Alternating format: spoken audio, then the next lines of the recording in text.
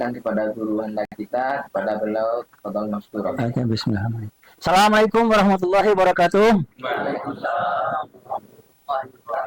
Alhamdulillahirabbil alamin. Alhamdulillahilladzi hadana li hadza wa ma kunna linahtadiya laula an hadanallah.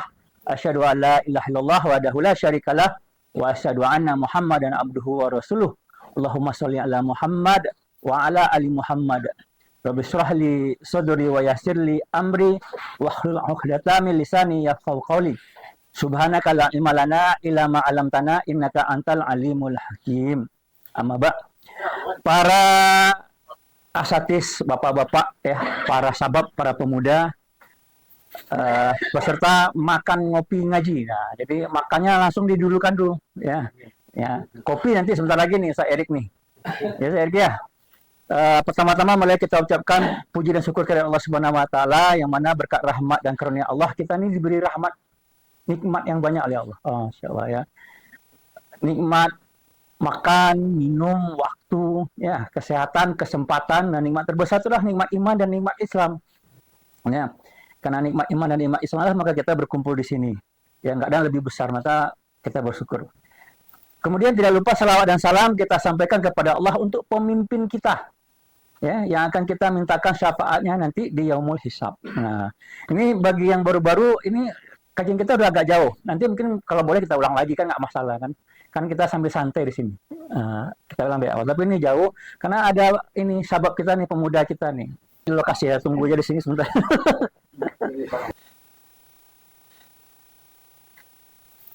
Nah, Ibnu Katsir ya, tafsir Ibnu Katsir. Nah, Ibnu Katsir bilang kayak gini nih. Ya, Allah berfirman memerintahkan kepada mereka untuk merenungi Al-Quran serta melarang mereka berpaling darinya dari memahami makna yang muhkam, jelas, serta lapas-lapasnya yang mencapai makna yang dimaksud. Jadi ya, dan Allah mengabarkan pula kepada mereka bahwa dalam Al-Quran itu tidak ada yang bertentangan, kerancuan dan kontradiksi, karena ia diturunkan dari Rabb. Untuk itu Allah berfirman, nah, ya, afala yatadabbaruna, ya, dalam surat Muhammad sama ya. Ya. Dan kita kembali lagi ke Ali Imran yang di ini tafsirnya, coba lihat nih. Ali Imran, sebagaimana Allah telah berfirman mengabarkan orang-orang yang kokoh dalam ilmunya ketika mereka berkata, ya, amanna bihi kullu min indi rabbina. Kami beriman kepadanya semua dari sisi Rabb kami. Yaitu muhkam dan mutasyabihnya adalah hak. Ada ayat-ayat yang muhkamat, ada ayat yang mustasyabihat. Nah, kita sudah terangkan yang muhkamat itu yang jelas. Ya, yang mutasyabihat itu yang tidak jelas. Ya.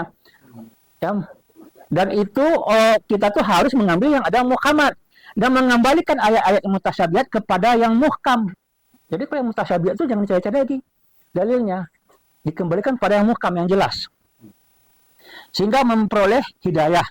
Sedangkan orang-orang yang di dalam hatinya terdapat penyimpangan, mereka mengembalikan yang muhkam kepada yang mutasyabih.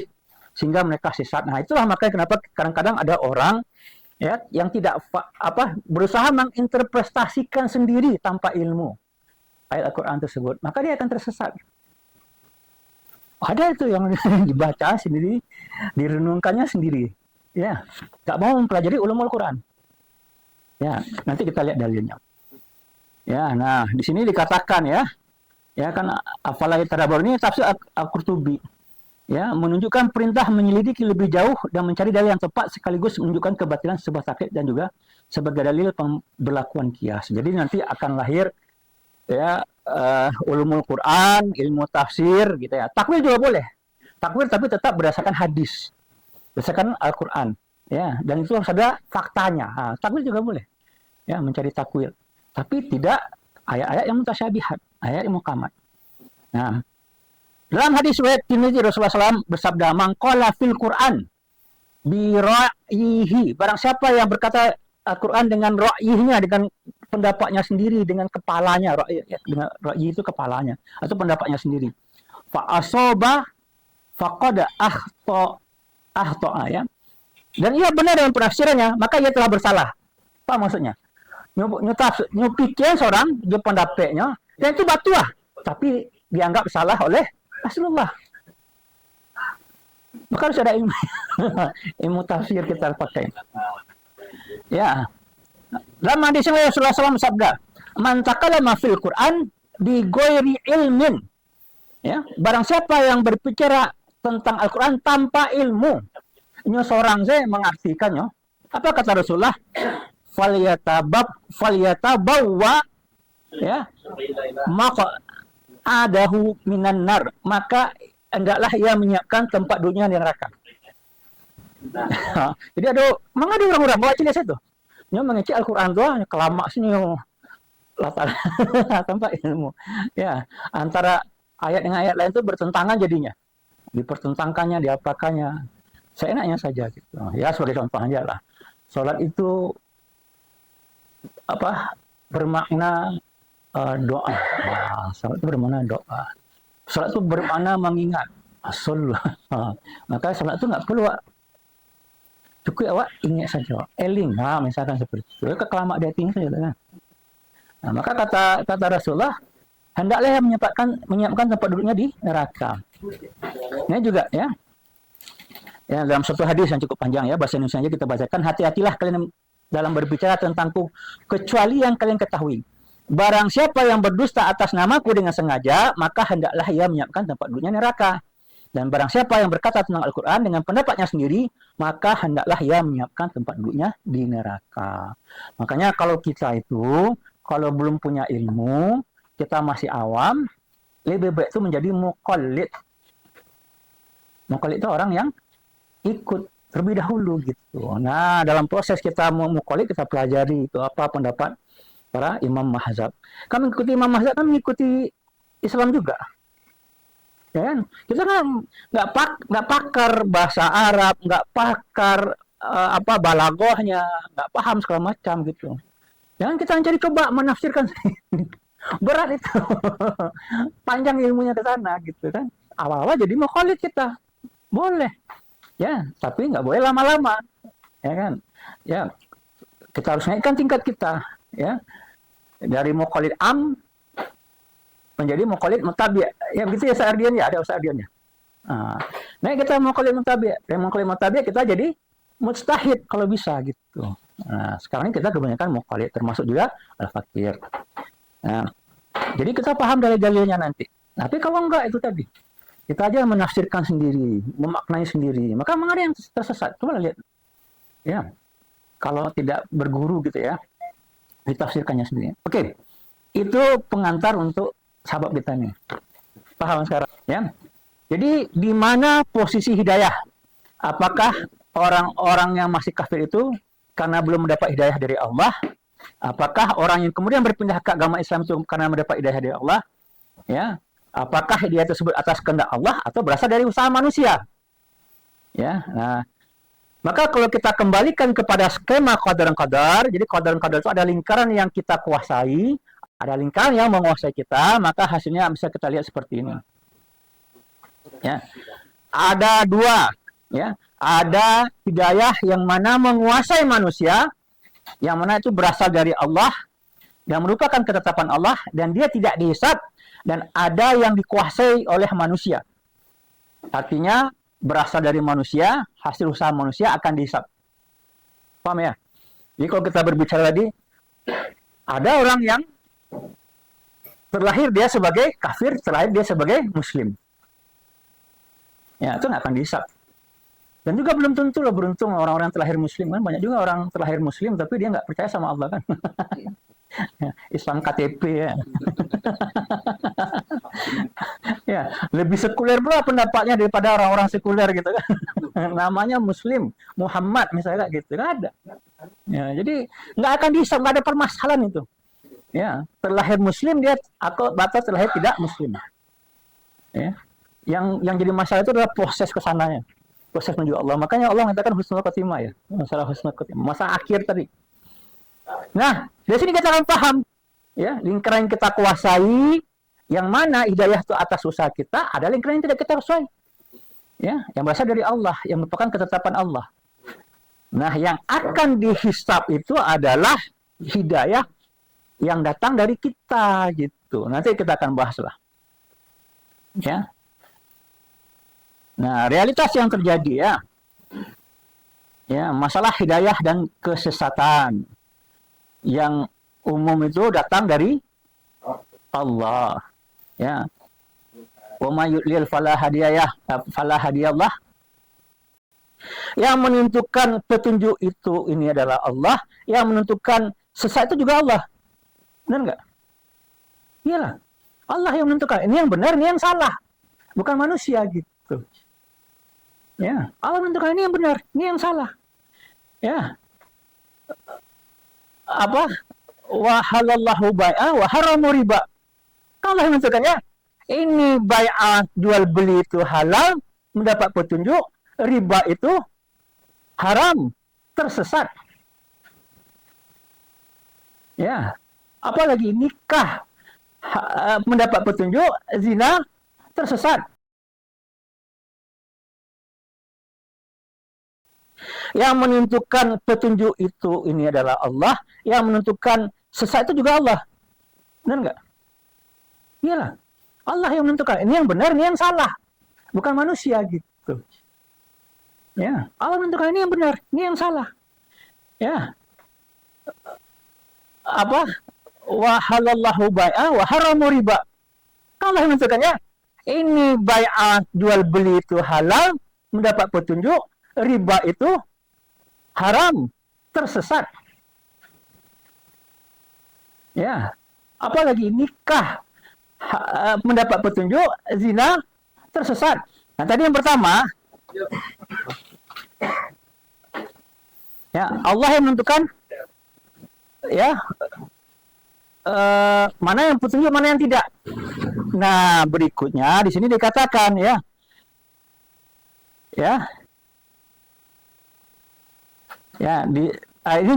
ini jadi ini yang tadi kita sampai sini ya. Nah, ini ya. Jadi Allah tidak menzalimi hambanya ya. Ya.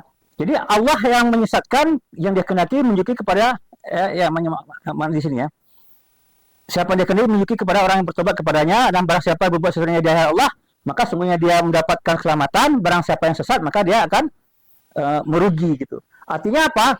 Petunjuk tadi telah ditetapkan Allah, keselamatan tadi telah ditetapkan Allah, maka berikutnya siapa yang mengikuti, ya dia akan mendapat petunjuk. Siapa yang tidak mengikuti, maka dia tersesat. Itu maknanya. Jadi yang menentukan mana yang sesat, mana yang tidak itu Allah. Ya, tapi kan bebas nilai kalau nggak ditentukan. Sama kayak nikah kan. Hubungan laki-laki perempuan kan seperti itu. Kalau dulu kan diambil saya produksi dulu. Nah, ada aturan kan diambil saya. Maka dikuburkan di ide kan segala macam. Jadi budak segala macam. Karena nggak ada ini. Tapi Allah menentukan ini yang sesat, ini yang benar kan seperti itu. Maka berikutnya manusia tuh ada peran manusia berikutnya. Ya. Nah, maka berikutnya ayatnya lagi. Makanya ayat dengan ayat, nggak boleh satu ayat saja. Ya, apalagi pemahamannya tadi itu. Makanya nggak bisa kita sendiri aja. Kita sendiri maksudnya ya, harus para mufasir. Ya. Kul in dolatu ya fa in nama adillu ala nafsi. Katakanlah jika aku sesat, maka sungguhnya aku sesat atas kemudaratan diriku sendiri. Ya. Ya, waddat ta'ifatun min ahlil kitab law yudillunakum wa ma yudilluna illa anfusahum wa ma yash'urun. Segolongan dari ahli kitab ingin menyesatkan kamu, padahal mereka sebenarnya tidak menyesatkan melainkan dirinya sendiri, dan mereka tidak menyadarinya. Jadi ada lagi ahli kitab yang menyesatkan. Ya.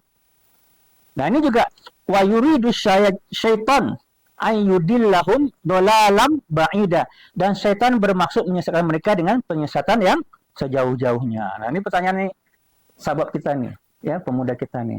Siapa? Ya, yang mana ada yang disebut dengan qabiliyah, kecenderungan yang kita bahas ya. Akal itu apa? Mampu membedakan baik maupun buruk ya. Ya, ada kecenderungan dalam diri dan watak manusia. Jadi manusia itu sudah dikasih tadi ya. Fa'alhamaha fujuraha wa taqwaha. Ada khasiat tersebut, itu nisbatul khalq ya. Ya, yang mana merupakan hidayah khalqiyah. Maka hidayah pertama itu hidayah khalqiyah. Setiap manusia itu punya ada kemampuan itu. Jadi makanya orang-orang kafir itu ketika ada peristiwa Palestina, di Gaza ya, itu buat melihat bagaimana saudara-saudara kita di Gaza itu kuat keimanannya. Ya, lalu mereka ingin tahu apa yang bikin mereka itu kuat. Dibacanya Al-Quran. Masuk Islam dia dengan sendirinya. Itu nisbah nisbah penciptaan ini gitu. Hidayah khalqiyah. Tetapi dia masuk kepada hidayah yang kedua. Nah, hidayah yang kedua ya. Tapi ini beredalnya itu ya hidayah irsyad wal bayan. Apa itu Al-Quran ya?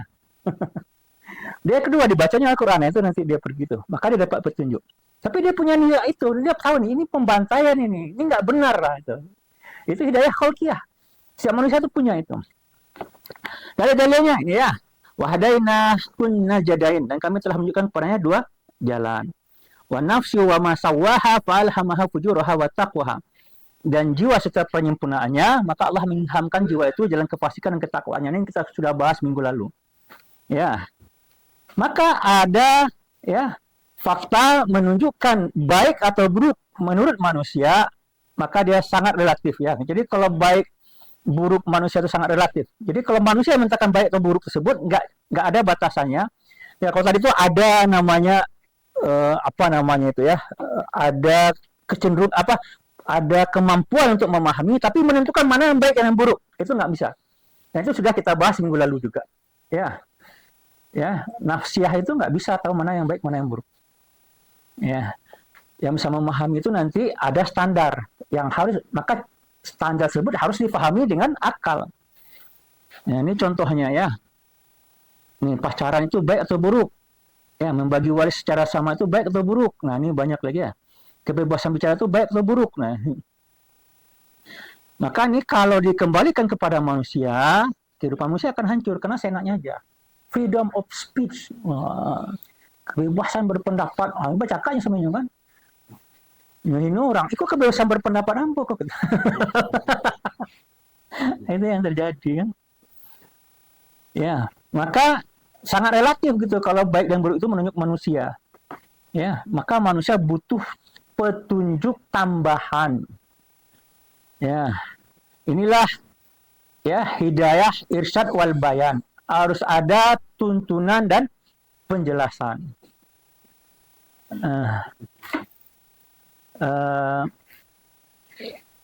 Ya, jadi ada irsyad wal bayan.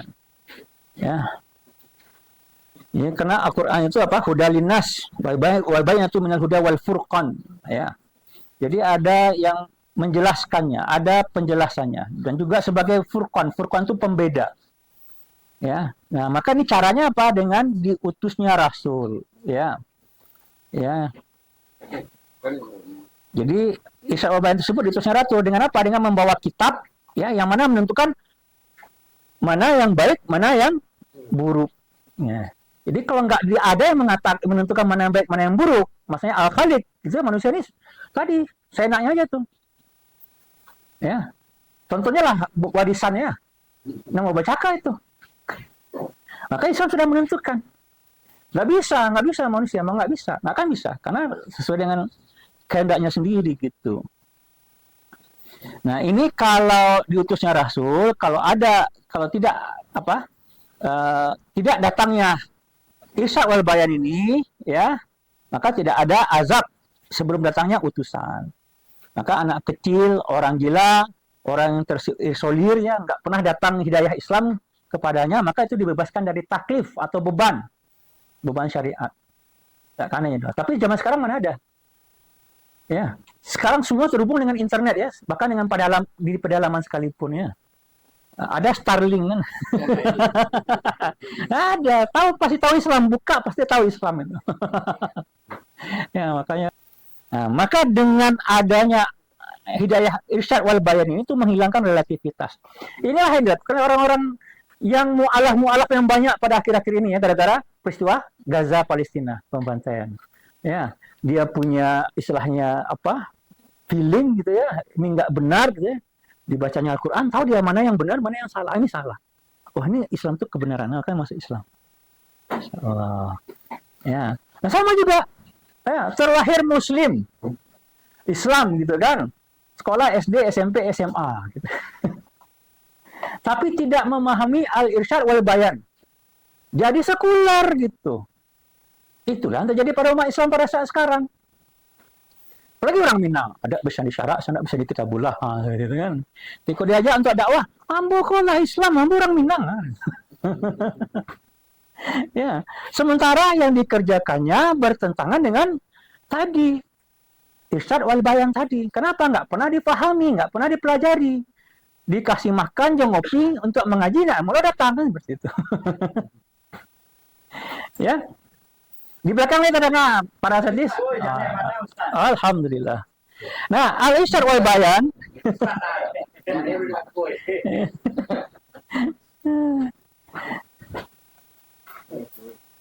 Dalil-dalilnya, ya. Wa yaqulu allazina kafaru laula unzila alaihi ayatun min rabbih. Ya. Orang kafir itu berkata, mengapa tidak turunkan kepadanya Muhammad suatu tanda kebesaran dari Tuhannya? Lalu apa? Innama anta mundirun walikulli qaumi hadin. Ya. Sesungguhnya kamu hanya seorang pemberi peringatan. Dan bagi tiap-tiap kaum ada orang yang memberi petunjuk. Jadi kalau sekarang ini ya Rasulullah ya sebagai nabi terakhir. Wa amma samudu fahadainahum fastahabbul ama alal huda. Dan adapun kaum Samud maka mereka telah kami beri petunjuk, tetapi mereka lebih menyukai buta daripada petunjuk, lebih menyukai kesesatan daripada petunjuk. Ya, wa ma kunna mu'adzibina hatta nab'atsa rasulan. Dan kami tidak akan mengazab sebelum kami mengutus seorang rasul. Jadi apa? Setelah hujah tegak, lalu Allah membebaskan pada manusia untuk memilih. Nah, jadi kalau lah ada hujah kok, ya, lah ada sampai Al-Quran, sampai hadis, lah sampai ayat-ayat, lah diutus rasul, ya, lah diutus rasul gitu ya. Maka manusia itu dibebaskan untuk memilih. Boleh hanya memilih, boleh memilih sesat, boleh memilih taat gitu. Itu adalah dalam lingkaran yang dikuasai oleh manusia. Ya. Nah, berikutnya yang taat, yang ikut jalan petunjuk, maka Allah akan mentaufikkannya. Ya, atau mempertemukannya dengan sebab-sebab datangnya hidayah. Nah, inilah hidayah yang ketiga namanya nisbatut taufik atau hidayah taufik. Jadi yang pertama itu hidayah khalqiyah. Ya, ada pada setiap manusia. Ya kan? Ada pada setiap manusia. Maka fa'alhamaha fujuraha wa taqwaha. Ada setiap manusia. Yang kedua, hidayah al-irsyad wal bayan. Ya. Yang mana itu Al-Qur'an dan As-Sunnah. Nah, telah sampai siko ada hidayah taufik. Buat siapa? Buat yang ikut. Maka yang tidak ikutnya, walaupun lah tahu tidak ikutnya itu ya makin lama makin tersesat. Ditutup hatinya, dikarehkan hatinya, nak mau segera taat.